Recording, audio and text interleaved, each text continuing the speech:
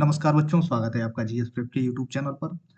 आज हम उत्तर प्रदेश पुलिस की 32,679 पदों पर जो वैकेंसी निकली है, उसके सभी तथ्यों की जानकारी आपको अपने चैनल के माध्यम से देंगे। बस आप यह वीडियो पूरा देख लीजिए, आपको सभी प्रश्नों के उत्तर मिल जाएंगे कि इस फॉर्म को भरने के लिए आपकी योग्यता क्या होगी, कितना आयु वर्ग के लोग यह फॉर्म भर सकते हैं तथा इस परीक्षा का सिलेबस क्या होगा और जो आपका फिजिकल होगा उसमें क्या-क्या रिक्वायरमेंट है इस परीक्षा के लिए, तो सभी पहलुओं पर हम एक-एक करके ध्यान देंगे। तो बस आपका काम है पूरे बस सुनते जाइए और आपको सारी जानकारी मिल जाएगी। देखिए यह जो फॉर्म है, वह 31 दिसंबर को यह निकाला गया है फॉर्म और 31 दिसंबर 2025 से ही यह फॉर्म भरा जाएगा। ठीक है? इसमें देखिए किन जो है पदों के लिए यह फॉर्म निकाला गया है, तो आरक्षी नागरिक पुलिस के लिए, आरक्षी पीएसी सशस्त्र पुलिस के लिए, आरक्षी विशेष सुरक्षा बलों के लिए निकाला गया है। महिला बटालियन हेतु महिला आरक्षी और आरक्षी घुड़सवार पुलिस, जेल वार्डर और जेल वार्डर महिला। ठीक है? इतने जो है आपके ये जो है आपको इतने पदों के लिए यह फॉर्म निकाला गया है। क, ख, ग, घ 1, 2, 3, 4, 5, 6, 7 पदों के लिए आपका यह फॉर्म निकाला गया है। फॉर्म भरते समय आपको इसका वरीयता क्रम आपको देना होगा। ठीक है? देखिए यह कितने पदों के लिए यह फॉर्म निकाला गया है, तो कुल जो है 32,679 पदों के लिए यह फॉर्म निकाला गया है, जो कि आरक्षी नागरिक पुलिस है, उसमें जो है जनरल की 4191 पद है और इसी प्रकार से ईडब्ल्यूएस की 1046 पद हैं। मतलब आपका देखेंगे तो पदों का जो आरक्षण के हिसाब से श्रेणीवार विवरण दिया गया है, जो यूपी पुलिस की वैकेंसी निकली है 10,469।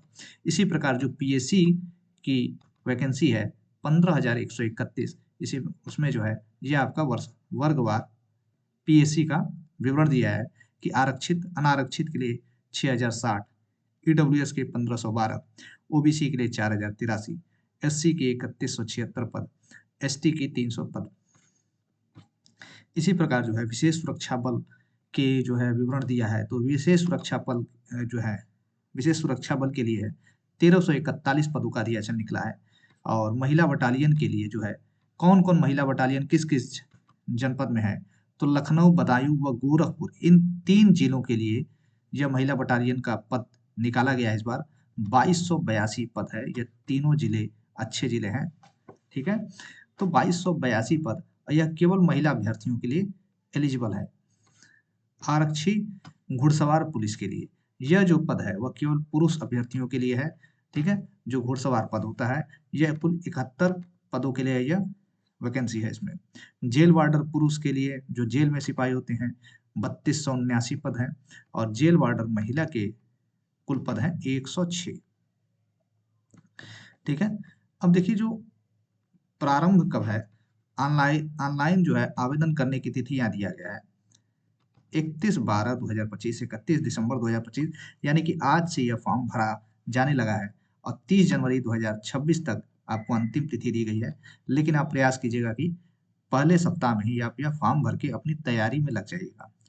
अंतिम के दिन का मत वेट कीजिएगा, क्योंकि जो है सर्वर बाद में सर्वर पर दबाव पड़ जाता है, इसलिए सर्वर लो हो जाता है और फॉर्म भरने में अंतिम में दिक्कत होने लगती है। आवेदन शुल्क जमा करने की तिथि 31/12/2025 और अंतिम तिथि जो है 30 जनवरी 2026 दिया गया है, ठीक है? मतलब शुल्क जो है उसी दिन तक आपको जमा करना है, एक्स्ट्रा दिन नहीं दिया गया है। जमा किए गए शुल्क के समायोजन की तिथि 31/12/25 से आप जमा कर सकते हैं और 2 फरवरी 2026 तक है, ठीक है? जो ऑनलाइन आवेदन करने से पहले आपको ओटीआर करना पड़ेगा, वन टाइम रजिस्ट्रेशन करना अनिवार्य है। और बाकी जो है यहाँ पे एक देखिएगा विज्ञापित पदों पर जो चयन आरक्षण नीति के दृष्टिगत अभ्यर्थियों के लिखित परीक्षा में प्राप्त अंकों के श्रेष्ठता क्रम, ठीक है? जो पदों पर आपका चयन होगा और आवेदन पत्र में अंकित वरीयता क्रम में जो प्रेफ़रेंस आप देंगे, जैसे यहाँ पे 7-8 पदों के लिए वैकेंसी निकली है, तो आप वरीयता क्रम इसमें देंगे कि पहले पे आपको क्या रखना है, दूसरे पे क्या रखना है, ठीक है? तो आप वरीयता क्रम के आधार पर जब आपका चयन होगा, तो उसी आधार पर आपको नौकरी दी जाएगी। आवेदन शुल्क जो है आपका, जो सामान्य और ईडब्ल्यूएस या ओबीएस के लिए ओबीसी के लिए 500 रुपया है और बाकी अभ्यर्थियों के लिए 400। ठीक है, अब बाकी ये सब सामान्य है। राष्ट्रीयता आपकी क्या होनी चाहिए, शैक्षिक अर्हता आपकी 12वीं कक्षा की अर्हता होनी चाहिए, 12th पास होनी चाहिए। अधिमानी अर्हता हो सकती है तो अच्छी बात है, उसका कोई बहुत आपको प्रभाव नहीं मिलेगा, कोई उसका बहुत फायदा नहीं मिलता है। ठीक है, आयु के संबंध में आप जान लीजिए, आयु आपकी 1/7/25 को 18 वर्ष प्राप्त कर लेनी चाहिए। देखिए यहाँ सीधे सीधे लिखा है, पुरुष अभ्यर्थियों का जो जन्म है वह 2 जुलाई 2003 से पूर्व तथा 1 जुलाई 2007 के बाद का नहीं होना चाहिए। मतलब आपका जो जन्म है वह 2 जुलाई 2003 और 1 जुलाई 2007 के मध्य का होना चाहिए। इसी प्रकार महिला अभ्यर्थियों का देखेंगे तो 2 जुलाई 2000 तथा 1 जुलाई 2007 के मध्य होना चाहिए महिला अभ्यर्थियों का। यह सामान्य जनरल कैटेगरी की बात हो रही है। देखिए यहाँ पे एकदम यहाँ पे बता दिया है कि कब से कब तक जो है आपका जन्म होना चाहिए। 2/7/2003 जो सामान्य श्रेणी है और 1/7/2007। इसी प्रकार महिला के लिए 2/7/2000 से 1/7/2007 तक। तो एकदम क्लेरिफाई कर दिया है कि इन आयु वर्ग के बीच के लोग ही यह फॉर्म भर सकते हैं। और इसमें जो है आप अगर इसका सिलेबस देखेंगे तो यह लिखित परीक्षा होगी। ठीक है, लिखित परीक्षा होगी, ऑब्जेक्टिव प्रश्न होगा, वस्तुनिष्ठ प्रकार के प्रश्न होंगे। 300 अंकों की यह परीक्षा होगी जिसकी समयावधि 2 घंटे की होगी। इसमें जो है 4 विषय होंगे, सामान्य ज्ञान, सामान्य हिंदी, संख्यात्मक एवं मानसिक योग्यता और मानसिक अभिरुचि अभिरुचि तथा बुद्धिलब्धि एवं तार्किक क्षमता यानी रीजनिंग। यह 4 विषय होंगे, लेकिन 4 विषयों से कितने कितने प्रश्न होंगे यह निर्धारित नहीं है इस पूरे परीक्षा के सिलेबस में। ठीक है, 150 प्रश्न होंगे, 300 के टोटल अंक है जिसमें एक प्रश्न के लिए 2 अंक है।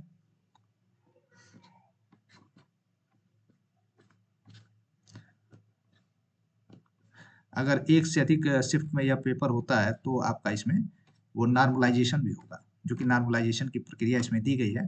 तो आप लोग को बस अपने तैयारी पे फोकस करना है।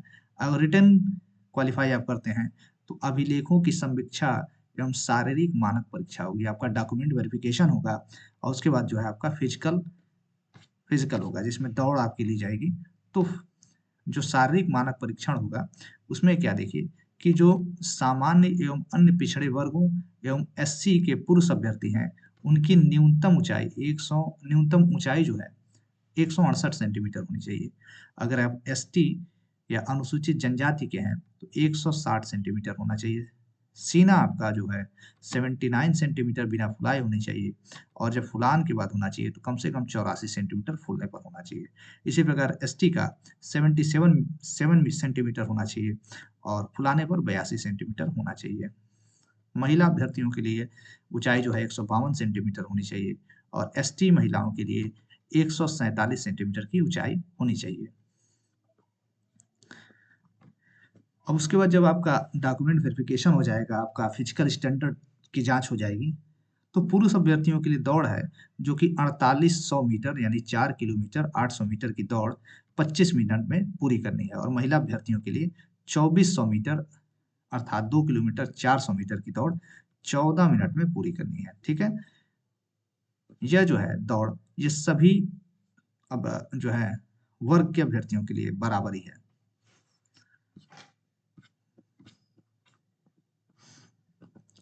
अब जो है चयन तथा अंतिम योग्यता सूची जो है, आप जब शारीरिक दक्षता में परीक्षा में सफल पाए जाएंगे और जब बोर्ड लिखित परीक्षा में जो प्राप्त अंक है उसके आधार पर एक फाइनल रिजल्ट निकलेगा, उसी पर आपका फाइनल रिजल्ट आएगा और आप सफल हो जाएंगे।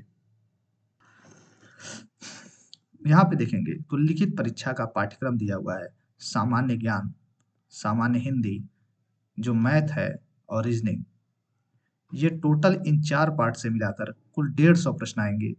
300 अंक के यह प्रश्न होंगे। यहाँ पे कहीं भी यह नहीं बताया है कि हिंदी से कितने प्रश्न आएंगे, सामान्य ज्ञान से कितने प्रश्न आएंगे। ठीक है, तो सामान्य ज्ञान से आप अगर देखेंगे तो आपके सामान्य विज्ञान, भारत का इतिहास, भारतीय संविधान, अर्थव्यवस्था, उत्तर प्रदेश, जो कि सामान्य चीजें पूछी जाती हैं आज के समय में उत्तर प्रदेश की एग्जाम में। हिंदी का भी सिलेबस इसी प्रकार दिया हुआ है, आप देख सकते हैं कि हिंदी और अन्य भारतीय भाषाएं। मैथ का भी इस तरह से सिलेबस दिया हुआ है आपका, यहाँ पे सारा क्या क्या प्रश्न किन सब्जेक्ट से, किस लेसन से प्रश्न आपके मैथ के बनेंगे। HCF, LCF, percentage, profit loss, simple interest, compound interest, average, time and work usage और टेबल एंड ग्राफ्स। इसी प्रकार लॉजिकल डायग्राम्स आएंगे। ठीक है, रीजनिंग का भी आपका दिया है कि डायरेक्शन से प्रश्न है, ब्लड रिलेशन से प्रश्न है। तो इस प्रकार यहाँ सिलेबस जो है निर्धारित कर दिया है। तो इस प्रकार जो है जितने भी तथ्य आपके इस फॉर्म से संबंधित थे वह सारे तथ्य आपको यहाँ पर बता दिए गए हैं। बस आपका काम है कि फॉर्म को जल्दी से जल्दी फिलअप करके और अपने तैयारी में एकदम जी जान से लग जाइए। और हमारे चैनल पर आपको उत्तर प्रदेश पुलिस की जो वैकेंसी से संबंधित सिलेबस है उसके अकॉर्डिंग आपको मैटर हम प्रोवाइड करना शुरू करेंगे। अगर आपको यह वीडियो अच्छी लगी हो तो इसे लाइक कीजिए, शेयर कीजिए और सब्सक्राइब करना ना भूलिए। धन्यवाद। जय हिंद।